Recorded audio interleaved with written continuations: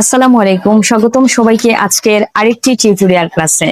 বন্ধুরা, আজকে আমরা শিখবো সামারিতে কিভাবে 10-এর মধ্যে 10 পাওয়া যায় সেই সুপার টেকনিকটা। দেখো, এখানে আমি 5টা লাইন লিখে দিয়েছি। এই 5টা লাইন লিখলেই তুমি সামারিতে 10-এর মধ্যে 10 পাবা। প্রথম লাইনটা দেখো, তুমি সামারিতে স্টার্টিং যে লাইনটা লিখবে সেটা হচ্ছে the passage is about dash. এখানে কি লিখবে তুমি?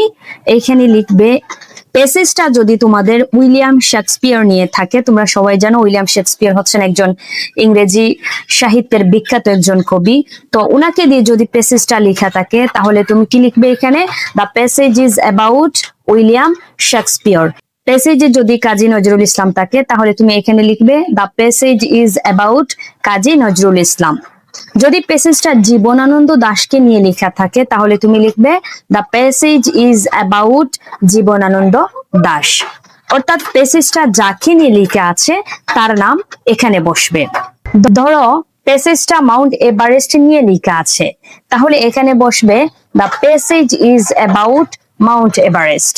মোট কথা হলো, কমন আনকমন যে কোনো প্যাসেজ আসুক, দুনিয়ার যে কোনো প্যাসেজ আসুক, তুমি প্রথম লাইনের শুরুতেই পাইবা প্যাসেজটা কাকে নিয়ে লেখা হয়েছে।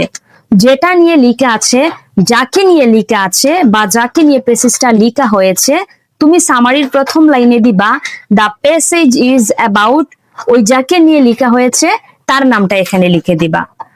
যেমন মাদার তেরেসা নিয়ে প্যাসেজ আসলো, তুমি কি লিখবা? The passage is about mother Teresa. অথবা ডক্টর মোহাম্মদ শহীদুল্লাহকে নিয়ে আসলো, তুমি কি লিখবা? The passage is about doctor Mohammad Shahidullah. অথবা প্রফেসর ডক্টর মোহাম্মদ ইউনুস নিয়ে আসলো, তুমি কি দিবা? The passage is about doctor Mohammad Yunus. অথবা আবু সাইদকে নিয়ে প্যাসেজটা আসলো, তুমি কি দিবা? The passage is about Abu Sayeed. আমি বলেছি এই যে নামগুলা বা যেটা দিয়ে প্যাসেজ আসবে, তুমি প্রথম লাইনটা যখন পড়বে প্যাসেজের তখন বুঝতে পারবে যে প্যাসেজটা কাকে নিয়ে লেখা হয়েছে বা কি নিয়ে লেখা হয়েছে। যাকে নিয়ে লেখা হয়েছে বা যেটা নিয়ে লেখা হয়েছে সেটা তুমি দেখে দেখে এখানে লিখবা দ্য প্যাসেজ ইজ অ্যাবাউট, ওই নামটা এখানে লিখে দিবা। তো এটা হচ্ছে সামারির প্রথম লাইন। তারপরে 2 নাম্বার যে লাইনটা তুমি লিখবা সেটা হচ্ছে it explains that he is a renowned dash. এখানে তুমি কি লিখবা? এখানে তুমি লিখবা, এটা যদি কোনো ইংলিশ পোয়েট বা ইংরেজি কবিদেরকে নিয়ে প্যাসেজটা থাকে তাহলে এখানে তুমি লিখবা ইংলিশ পোয়েট। যদি প্যাসেজটা কোনো বেঙ্গালি পোয়েট বা বাংলার কোনো কবি নিয়ে লেখা থাকে তাহলে তুমি কি লিখবা? এখানে লিখবা বেঙ্গালি পোয়েট। যদি প্যাসেজটা কোনো পার্সন নিয়ে লেখা থাকে তাহলে তুমি কি লিখবা? পার্সন। কি লিখবা? He is a renowned person. বুঝতে পেরেছো? অথবা যদি প্যাসেজটা কোনো বিখ্যাত বা গুরুত্বপূর্ণ কোনো প্লেস নিয়ে লেখা থাকে, যেমন মাউন্ট এভারেস্ট হতে পারে, আইফেল টাওয়ার হতে পারে, বা ধরো অলিম্পিক গেম নিয়ে আসছে, তাহলে তুমি এখানে কি দেবে? It explains that it is a renowned place.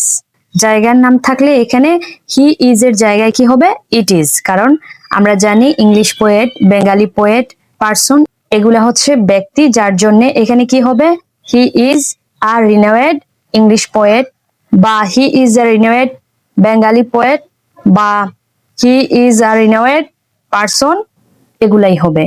এখন প্যাসেজটা যদি কোনো ইংলিশ পোয়েটকে নিয়ে লেখা থাকে তাহলে এখানে হবে it explains that he is a renowned English poet.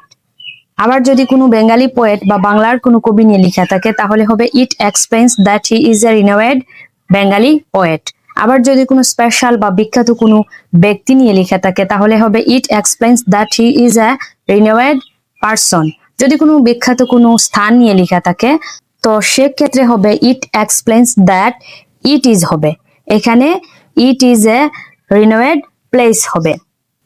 এখানে হি ইজ হবে শুধুমাত্র ব্যক্তি থাকলে, ইংলিশ পোয়েট থাকলে বা বেঙ্গালি পোয়েট থাকলে, কোনো বিখ্যাত ব্যক্তি থাকলে হবে he is a renowned person বা রিনোয়েড ইংলিশ পোয়েট বা রিনোয়েড বেঙ্গালি পোয়েট। কিন্তু যদি কোনো বিখ্যাত স্থান থাকে তাহলে এখানে হি ইজ বসবে না, এখানে ইট ইজ হবে। তো স্থানের ক্ষেত্রে ইট ইজ বসবে, অর্থাৎ it explains that it is a renowned place হবে। আশা করি তোমরা সামারি এর 2 নাম্বার লাইনটা বুঝতে পেরেছো। অর্থাৎ এই লাইনটা হবে সামারি এর 2য় নাম্বার লাইন।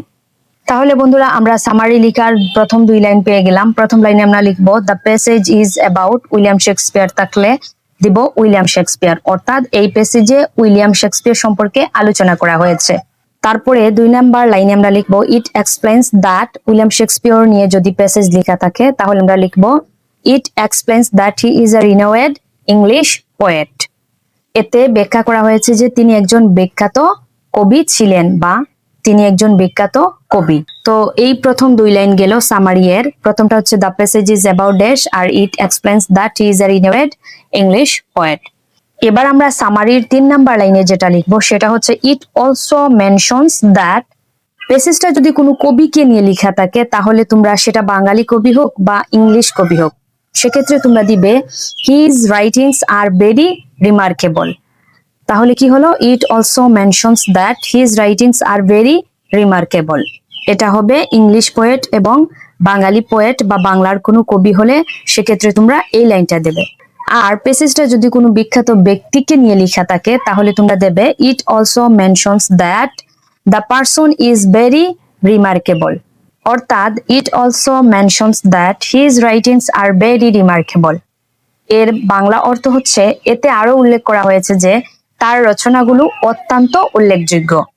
আমরা যখন ব্যক্তির ক্ষেত্রে দেব it also mentions that the person is very remarkable, তখন তার অর্থ হবে এতে আরো উল্লেখ করা হয়েছে যে ব্যক্তিটি অত্যন্ত উল্লেখযোগ্য। যখন ব্যক্তি থাকবে না, কোনো কবি থাকবে না, কোনো প্লেস দিয়ে অর্থাৎ কোনো স্থান দিয়ে এই প্যাসেজটি থাকবে, তখন তোমরা দেবে it also mentions that the place is very remarkable. তখন তার অর্থ হবে এতে আরো উল্লেখ করা হয়েছে যে স্থানটি অত্যন্ত উল্লেখযোগ্য। তো আমরা সামারি লেখার 3 নাম্বার লাইনটাও পেয়ে গেলাম। 3 নাম্বার লাইনে আমরা যা লিখবো তা আমি বলেছি। এই গেল সামারি এর 3 নাম্বার লাইন। এবার আমরা সামারি লেখার 4 নাম্বার লাইনটা দেখবো। 4 নাম্বার লাইনে আমরা যেটা লিখবো সেটা হচ্ছে more over we would like to know more about, যদি ব্যক্তি থাকে বা কোনো কবি থাকে তাহলে হিম দেব, আর যদি কোনো প্লেস বা স্থান থাকে সেক্ষেত্রে আমরা ইট দেব। অর্থাৎ ব্যক্তি বা কোনো কবি থাকলে আমরা দেব মোর over we would like to know more about him, আর যদি কোনো স্থান অর্থাৎ বিখ্যাত কোনো স্থান বা প্লেস থাকে সেক্ষেত্রে আমরা দেব মোর over we would like to know more about it. বাংলাতে যার অর্থ হচ্ছে তাছাড়া আমরা তার সম্পর্কে আরো অধিক জানতে চাই। সামারি লেখার জন্য আমরা 4 নাম্বার লাইনটা দেখলাম, অর্থাৎ 4 নাম্বার লাইনে আমরা কোন টেকনিকে সামারি লিখবো সেটা দেখলাম। সামারির জন্য সর্বশেষ লাইনটা হচ্ছে finally he is a poet of great importance. যদি এখানে পোয়েট থাকে তাহলে আমরা পোয়েটের নাম দেব, যদি এখানে কোনো ব্যক্তির নাম থাকে তাহলে আমরা দেব finally he is a person of great importance.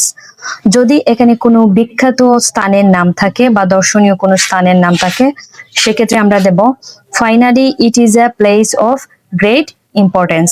এটা হবে সামারির একদম সর্বশেষ লাইনে, অর্থাৎ ফাইনালি মানে হচ্ছে সর্বশেষ লাইন।